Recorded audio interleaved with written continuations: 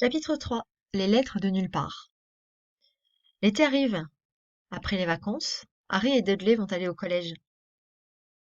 Pendant les vacances d'été, Harry reste seul et, si possible, loin de son terrible cousin. Un jour, dans la boîte aux lettres, une lettre arrive pour Harry. Il n'a jamais reçu de lettre. C'est la première fois de sa vie. Sur l'enveloppe jaune, il peut lire Harry Potter, dans le placard, sous l'escalier.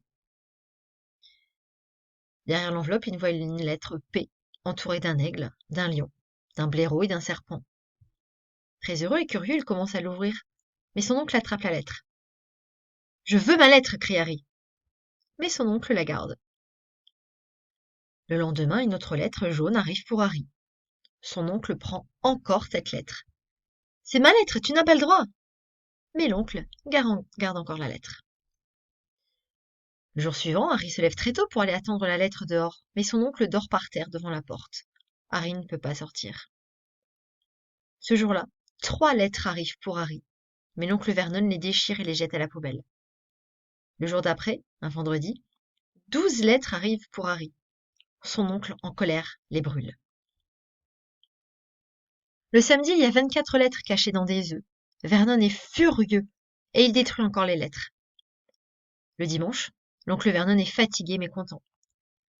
La poste ne fonctionne pas le dimanche, dit-il devant son café du matin.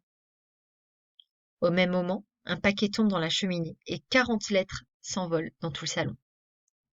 Vernon détruit encore toutes les lettres et il dit « Cette fois-ci, ça suffit. Préparez vos valises, on part dans 5 minutes. » Il passe la journée dans la voiture. Il roule longtemps. Il s'arrête dans un hôtel et s'endorment épuisés. Le lundi matin, la patronne de l'hôtel leur annonce « J'ai une centaine de lettres pour monsieur Harry Potter. » Sur les enveloppes, Harry lit « Harry Potter, chambre 17, hôtel du Rail. » Son oncle devient fou. Ils reprennent la voiture et ils roulent jusqu'à la mer. Ils montent dans un petit bateau et au milieu de la tempête, ils vont jusqu'à une petite île. « Ici c'est sûr, les lettres ne nous trouveront pas, » dit l'oncle Vernon. Sur l'île, il y a une cabane en bois. Ils s'installent dans la cabane. Le vent souffle. Ils ont froid et faim. Et Harry se souvient que le lendemain, c'est son anniversaire. Quel drôle d'anniversaire, pense-t-il.